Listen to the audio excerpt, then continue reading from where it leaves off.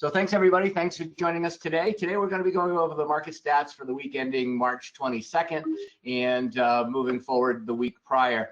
Today we have 36 days closed on market. We have a 0.54 month supply. Our absorption rate is sitting at 186%. Our average list price is $730,000. Our average sale price running approximately $468.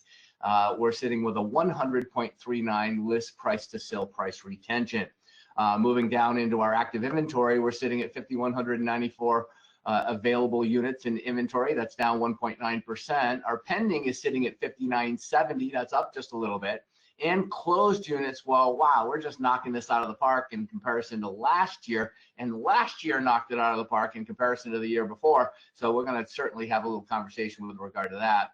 Looking at new listings, we took 1,750. That's way off the mark of what we need. And our days on market for closed is sitting at 36. Looking at the different price ranges, we're sitting at under 500,000 is continuing to shrink, representing about 63% of the entire MLS inventory right now.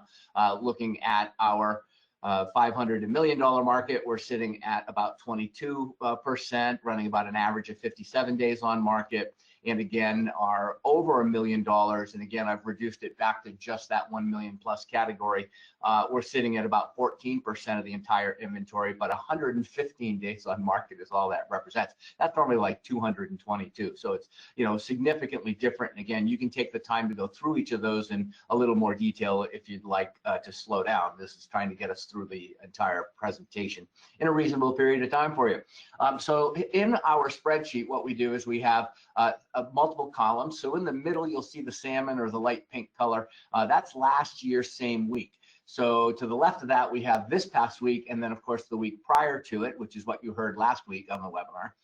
And then to the right-hand side, you have two blue columns. The first one is last month in February, and the one prior to that is January, of course. What we like to do, if you don't have a lot of experience explaining statistics or understanding how to read these sheets, I would refer you back to Westward's, our monthly publication in the past 2 months. We just did a nice presentation on trying to help everybody understand exactly how these stats are designed and what's included in them. But more importantly, even a novice, if this is your first time visiting the webinar, you now can be an expert, because what does an expert do? They compare one period of time versus another period of time similar. So just like in a comparable market analysis. So what this does for you is this lets you see week over week, what are we trending? Are we trending up in a comment, down in a comment? In the salmon, that's last year, the same identical week of the month of the year. And so you can compare, is this year better than last year? And then of course, as we get closer to the month's end, you'll be able to compare it to the two columns on the right. So let's take a look. So we've got a new listings. We took 1,750 last week, 1,886. A year ago, 2,620 listings. So where are we? Well, we're down 33% from where we should be.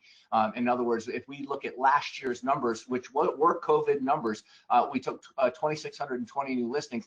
We can't survive if we're under 2,400. This is what we all have to know. And consumers don't have their head in the sand anymore. They're ready to re-engage and get back into the marketplace. So please don't hesitate when you're communicating with clients about listing their homes.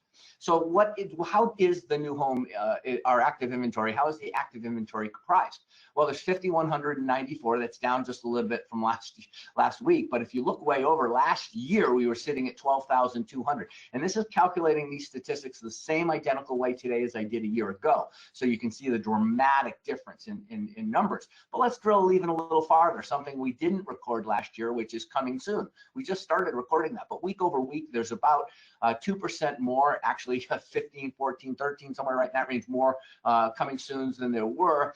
So the 5,194 now includes those coming soons.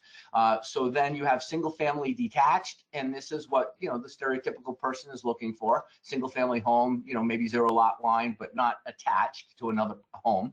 There's 3,307 properties in the entire MLS. Now take out of that 3,307, take out the new construction homes, because obviously that can either be a 10-month build, or maybe there's inventory homes available that can move in immediately. But that represents 414. So just quickly, you take 400 off of 3,300, you're left with 2,900 available single-family detached properties in the entire MLS. Now, again, we don't talk about, just because I said there's 414 new build homes, those are new builds that are in the MLS. New builds probably right at this particular moment represent somewhere to about another 3,000 properties that are available for your client. They may just have to wait a little bit to be able to close, of course. So taking a look at the pending, so the active inventory is that inventory where sellers are saying, hey, I want to engage. The pending inventory is that people have already had a meeting of the minds between the seller and the buyer, and consequently there's 5,970 homes in escrow right now, and that's a point-in-time snapshot, and it pretty much remains the same. Last week we were averaging about 5,900, so there's a few more in there. Last year in the salmon color we were at 5,480, so we're in excess in escrow of what we were a year ago. So let's just take a real quick look. We're behind in inventory significantly, but yet we're ahead as it relates to pending. So this is the reason why our inventory is continuing to shrink if we don't take more than 2,500 new listings every single week. So taking a look at closed inventory, we're the 22nd of the month. We're pretty much into the month right now. But look at the numbers that are being posted. 6,558 closed units right now, 5,600 last year. So we're at 16% ahead of where we were last year, same week. And again, I just want to flash back to last year, this period. Last year in March, we were about 23% ahead of 2019. So we're almost 50% greater in closed production right now than we had been. So most of us right at this particular moment should be experiencing about easily a 15% increase in your volume, and your sales prices that you're closing, you should be experiencing about 20% increase in your sale prices. So what does that mean? That means you're making a heck of a lot more money, or you're making the same amount of money with fewer sales, ironically, in this market. But that's what's happening, and that's how we take a look at it. I want to just bring your eyes real quick, though, that, again, closed inventory, what's happening as it applies to distressed property. There is no latent foreclosure bearing coming down on us, ghost, whatever inventory, whatever you want to call it, because we're finally moved from a 4% significantly low average default rate to a 7% default rate. It doubled almost. However, the 7 is a normal default rate. That's just what the history of lending has always averaged, about an 8% default. So we're now just back to a normal default rate. So don't anticipate. If anything, look forward to as much product being added into the marketplace as possibly can be. But it isn't going to be with REOs. It isn't going to be with HUD. And it isn't going to be short sales. As you look right now, the reason I circled this in green is because I want you to realize it represents all of them together. 0.5% of the 0.5% of the entire production that everybody in the Arizona Regional MLS is doing, less than half of 1%. So it's not an issue. Don't let people manipulate us into thinking that it is. Month supply, we talked about it being about a half a month supply. What's happening price wise? The average list price just tells you what the average list price is in the MLS, and certainly it's nice to see what's changing, and it's changing and it's going up because, as we said last week, most of the product that's being added into the inventory is not the under $500,000 market. It's the $500 million market. And to be quite honest with you, with the briskness of $1 million to $1.4 million right now, what's happening is that's it being added also. So it's raising that average list price in the MLS, but that does not mean people are getting that much more price for their homes.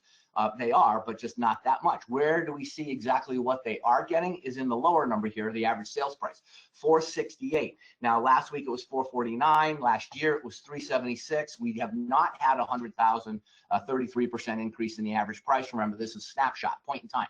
If you really want to get a good understanding, look to the right over in the blue numbers, because those are your month-end numbers, and then we can track that, and we do. And I usually share that with you quarterly, as we move through the numbers. So again, just because the average list sale price is up to $468, remember again to the conversation last week, it's because we're selling more $500,000, $800,000, $1.1 million homes than we ever have. That's true, than we have ever sold. So not most of the inventory, most of the production is always under $500,000. Taking a look at the average days on market, again, just something to compare over time. We had a little bit of a reprieve, 36 days. You're talking about from the time you put it active in the MLS to the time you report it as closed. That's humming. That's moving right along. It's way too fast. But again, in the marketplace, it's what's taking place. And here's really, remember when I said all year long, for the last 2 years, when I go to try to help people understand the list price to sale price retention, I'm always saying to you, when it gets to 100%, that's when we have to take a look. So when it's over 100%, what that means is the accepted offer price was in excess of the list price at the time the offer was accepted. So in essence, we've just now in the last 2 weeks seen 2 weeks back to back. Again, hasn't happened in a decade. Back to back, we've seen 2 weeks over 100%. We'll continue to watch this, but again, when this goes, if it's under 100, that means there's a little negotiating room. If it's at 100, seller, what they say goes, and that's the way it is. So again, if for everybody listening, if you'd like to listen to us in a couple of different ways, you can hear us on Alexa. Just turn around and add the West USA Realty Market Analysis to your flash briefings. You can see us on Instagram TV, Apple Podcasts, Google Play, Spotify, and my favorite, which is go to West USA Realty on YouTube.com, and there's a whole play channel there, a playlist there that you can go to and see the stats. So those are the stats as we report them, and I thank you very much for joining us today.